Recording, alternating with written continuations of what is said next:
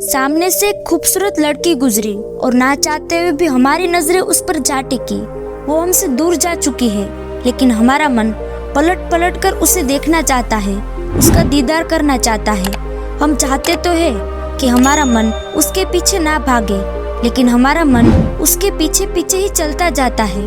और इसके बाद हम कोई भी काम करते हैं तो वही ख्याल, उसी लड़की का चेहरा बार बार हमारी आंखों के सामने आ जाता है, जिससे हम काम में पूरा ध्यान नहीं लगा पाते। और हम ये समझ भी नहीं पाते कि इतना संकल्प, इतनी शपथ लेने के बाद भी हम अपने मन को नियंत्रण में क्यों नहीं कर पाते। क्यों हमारा मन तरह तरह की वासनाओं के पीछे भागता रहता है। क्या इस मन को संतुलित किया जा सकता है? क्या ये पॉसिबल है? तो चलिए इस बोध कहानी से समझते हैं। इससे पहले कि आप इस कहानी में खो जाए, इस चैनल को सब्सक्राइब जरूर कर ले। तो चलिए कहानी शुरू करते हैं। एक समय की बात है, एक गुरु का एक शिष्य था। वो शिष्य युवा था और उसकी उम्र 16 साल की थी। वो शिष्य रोज भिक्षा मांगने जाता था। एक दिन रास्ते में उसने देखा कि एक लड़का जो 16-17 साल का होगा, एक पेड़ के पीछे छिपकर किसी को देख रहा था। वो शिष्य उस लड़के के पास गया और कहा कि मित्र, क्या देख रहे हो? उस लड़के ने कहा कि आओ तुम भी देखो, देखो परियां कैसे नदी किनारे खेल रही है। शिष्य ने नदी की ओर देखा। वहाँ पर कुछ लड़कियां नदी किनारे कपड़े धो रही थी। शिष्य ने कहा कि मित्र, लड़कियां कपड़े धो रही है तो इसमें छुपकर देखने जैसा क्या है? लड़के ने कहा, अरे तुम अंधे हो गए हो क्या? दिख नहीं रहा? जरा उनके शरीर को तो देखो, उनकी अदाओं को तो देखो, सुंदरता कैसे बिखरी पड़ी है। शिष्य ने फिर से नदी की ओर देखा और वो देखता ही चला गया। अभी तक वो बिल्कुल निर्भय था, उसके मन में कोई डर नहीं था, लेकिन अब वो भी छिपने लगा जैसे कोई अपराधी है। फिर अचानक वो अंदर तक कांप गया और उसने अपने आप से सवाल किया कि मैं क्या कर रहा हूँ? ये सही नहीं है, मुझे यहाँ से चले जाना चाहिए। और वो तुरंत ही वहाँ से चला गया।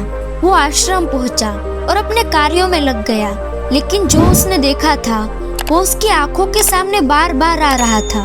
मन में वही चल रहा था। उसका मन दोबारा से वही चाहने के लिए लालायित हो रहा था। अब वो रोज जल्दी भिक्षा के लिए निकल जाता और वहीं से उस लड़के के साथ छुपकर उन लड़कियों को देखता। अब ये उसका रोज का काम हो गया था। वो शिष्य का मन आश्रम के काम में नहीं लग रहा था। वो हर काम को आधा अधूरा ही कर रहा था। वो अलग ही दुनिया में खोया रहता। जब गुरु उसे शिक्षा दे रहे होते तब भी उसका मन वहाँ नहीं होता। गुरु ने अपने शिष्य की इन हरकतों को भांप लिया।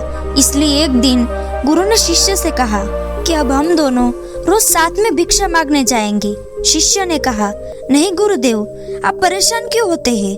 मैं अकेला ही ठीक से भिक्षा मांग सकता हूँ। गुरु ने कहा, ठीक है, तो फिर तुम अकेले ही चले जाना। शिष्य आश्रम से भिक्षा मांगने के लिए चला गया। गुरु भी शिष्य को देखने के लिए कि वो कहाँ जाता है, किससे मिलता है, उसके पीछे चल दिए। कुछ दूर जाने के बाद एक रास्ते पर गुरु ने देखा कि उसका शिष्य एक लड़के के साथ एक पेड़ के पीछे अपराधी की तरह छिप रहा है और कुछ देख रहा है। गुरु अपने शिष्य के पीछे आकर खड़े हो गए और उन्होंने देखा कि उनका शिष्य छिपकर लड़कियों को देख रहा है जो अपने कपड़े धो रही थी। गुरु ने कहा कि क्या इन लड़कियों से भी भिक्षा लेनी है तुम्हें? अपने गुरु की आवाज सुनते ही वो शिष्य घबरा गया, जैसे किसी चोर को किसी ने रंगे हाथों पकड़ लिया हो। उसकी हालत खराब हो गई। वो कुछ बोल भी नहीं पा रहा था। दूसरा लड़का वहाँ से भाग गया। शिष्य के मुख से कुछ टूटे फूटे शब्द ही निकल पा रहे थे बस। वो गुरु से नजरें नहीं मिला पा रहा था। गुरु ने कहा कि मेरा शिष्य तो निर्भय था, उसे तो किसी का डर नहीं था, लेकिन तुम तो डर के मारे कांप रहे हो। शिष्य ने कहा कि मेरा कोई दोस्त नहीं है गुरुदेव, उस लड़के ने मुझे बहका दिया था। आपकी शपथ खाकर कहता हूँ कि अब मैं ऐसा कभी दोबारा नहीं करूँगा, मुझे माफ कर दीजिए।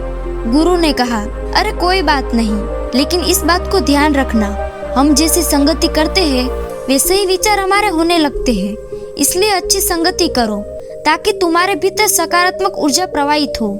वो शिष्य फिर से अपने आश्रम के काम पर ध्यान देने लगा।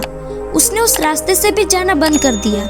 वो दूसरे रास्ते से जाता, वो अपना काम ध्यान से करता, लेकिन धीरे धीरे उसके भीतर क्रोध की उत्पत्ति होने लगी।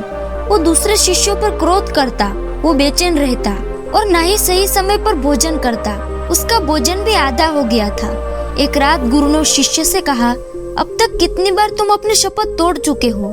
ये सुनते ही शिष्य अपने गुरु के चरणों में गिर गया और रोते हुए बोला, कई बार मैं उस शपथ को तोड़ चुका हूँ। उसके बाद कई बार शपथ ले भी चुका हूँ, लेकिन हर बार वो टूट जाती है। मेरा मन मेरे नियंत्रण में नहीं है। मैं चाहता हूँ अपने मन से इन सारे बुरे विचारों को निकाल दूं, लेकिन चाहकर भी ऐसा नहीं हो पा रहा है। गुरु ने शिष्य को उठाया और आश्रम के बगीचे की ओर ले गए और कहा, देखो यहाँ पर कुछ नालियाँ बनी हुई है जिनसे नदी का पानी इन पौधों तक आ रहा है और ये पानी निरंतर एक बहाव से आ रहा है। क्या तुम इस बहाव को रोक सकते हो? शिष्य ने कहा कि हाँ, क्यों नहीं। शिष्य ने कुछ रेत उठाकर उस नाली में डाल दिया। वो पानी थोड़ी देर के लिए रुका और फिर से उस रेत के ऊपर से निकल गया। गुरु ने कहा, अरे ये पानी तो रुका ही नहीं।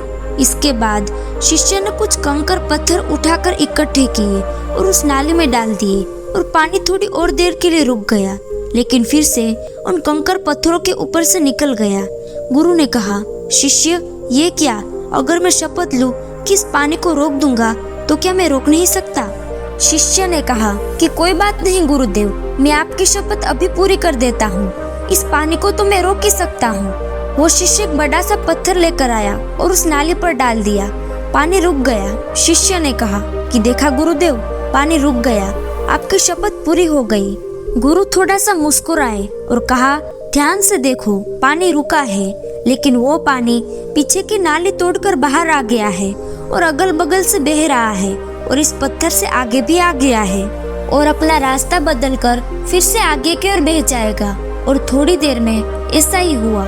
गुरु ने कहा कि तुम्हारे साथ भी ऐसा ही हो रहा है। तुम बार बार शपथ ले रहे हो और हर बार तुम्हारी शपथ बड़ी होती जा रही है और हर बार तुम्हारी शपथ टूट जाती है और ये हमेशा ही टूटती रहेगी। कितना भी बड़ा पत्थर रख लो, पानी तो अपना रास्ता बना ही लेगा। ये देखकर शिष्य निराश हो गया और कहा, हे गुरुदेव, क्या कोई रास्ता नहीं है कि मैं अपनी शपथ पूरी कर सकूं और मैं सही रास्ते पर चल सकूं? बुरे विचार मेरे मन में ना आए। गुरु शिष्य को एक नदी के पास ले गए जहाँ से वो पानी आ रहा था। गुरु ने कहा कि ये पानी इस नदी से आ रहा है और अगर हम यहीं से उस रास्ते को बंद कर दे जिससे यह पानी बगीचे में जा रहा है, तब क्या हमारी शपथ पूरी हो सकती है? शिष्य ने कहा कि अवश्य ऐसा हो सकता है। मैं इस पानी को यहीं से बंद कर देता हूँ, तब आगे पानी जाएगा ही नहीं और आपकी शपथ भी पूरी हो जाएगी।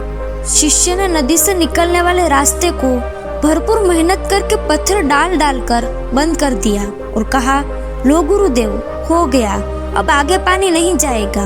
गुरु ने कहा कि शिष्य, अगर आगे पानी नहीं जाएगा तो उन पेड़ पौधों का क्या होगा जो बगीचे में लगे हैं? उन्हें तो पानी चाहिए और उनमें से कई तो ऐसे हैं जिन्हें रोज पानी चाहिए। वो तो मुरझाकर मर ही जाएंगे। उनका क्या होगा? पानी तो खोलना ही होगा। शिष्य ने वापस नदी से जाने वाले पानी के रास्ते को खोल दिया।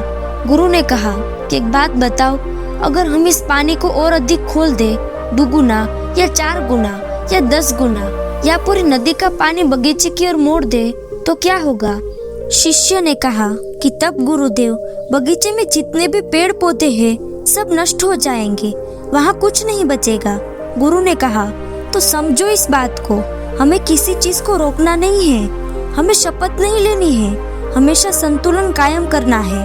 ज्यादा पानी से भी पौधे नष्ट हो सकते हैं, कम पानी से भी पौधे नष्ट हो सकते हैं। जीवन पनपता है तो संतुलन से, और संतुलन से ही जीवन चलता है। तो संतुलन से मन को इस पानी की तरह नियंत्रित करने की आवश्यकता नहीं है, बल्कि मन की शक्ति को दिशा देने की आवश्यकता है।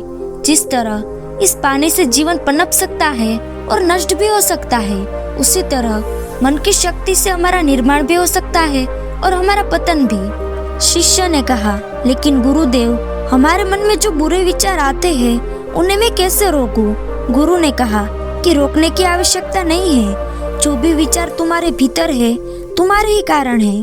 उन कारणों पर चिंतन करो और कहीं ऐसा तो नहीं है कि तुमने नदी का पूरा पानी अपने बगीचे में छोड़ दिया, इसलिए हर तरफ पानी ही पानी दिखाई देता है।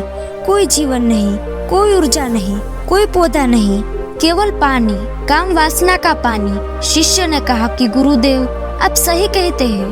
पहले मेरे जीवन में बहुत सी चीजें थी, मुझे कुछ बनना था, अपने बारे में जानना था, आध्यात्म की ओर बढ़ना था, लोगों की मदद करनी थी, लोगों को ज्ञान देना था। मैं कुछ अलग होना चाहता था, लेकिन मैं अपने मार्ग से भटक गया।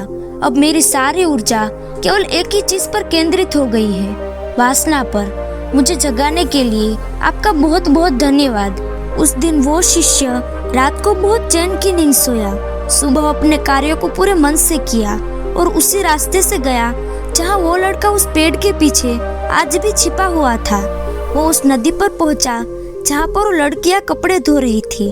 उसने उन लड़कियों से पानी मांगा और उनमें से एक लड़की ने उसे पानी पिलाया और उस शिष्य के चरण स्पर्श किए। शिष्य ने हाथ ऊपर उठाया और कहा कि तुम्हारा कल्याण हो। शिष्य का मन जैसे सकारात्मक ऊर्जा से भर गया। उसके चेहरे पर मंद मंद मुस्कान आ गई, जैसे उसे कुछ खोया हुआ वापस मिल गया हो। वो वापस अपने रास्ते पर चल दिया, उस निर्भीकता के साथ जैसे वो पहले जाता था। पीछे से वो लड़का उस शिष्य के पास आया और कहा कि क्या बात है, आज तो तुमने नजदीक से दर्शन कर लिए, तुम तो मुझसे भी आगे निकल गए। शिष्य ने कहा कि हम हमेशा दूसरों के दर्शन करने में व्यस्त रहते हैं, अपने दर्शन कर ही नहीं पाते। तुम कब तक यूं ही पेड़ों के पीछे छिपके रहोगे? किसी को पसंद कर लो, उसे बोल दो, अगर वो भी तुम्हें पसंद करे तो शादी कर लो, लेकिन इससे पहले कुछ बन जाओ, अपनी कोई पहचान बनाओ। यूं अपना समय और ऊर्जा नष्ट मत करो। वो लड़का रोज उस शिष्य से मिलने लगा। उस लड़के ने उस नदी किनारे जाना छोड़ दिया और वो अपने जीवन में कुछ बनने के लिए संघर्ष करने लगा। संगति का असर होता ही है, इसीलिए अपनी संगति बदलो, अपने विचार बदलो। अगर तुम खुद बदल रहे हो तो अपने आप को बदलते हुए देखो कि ये सही है या गलत। जब तुम्हारे मन में गंदे विचार आए तब अपने आप को दोषी मत मानना, आत्मग्लानि में मत जीना।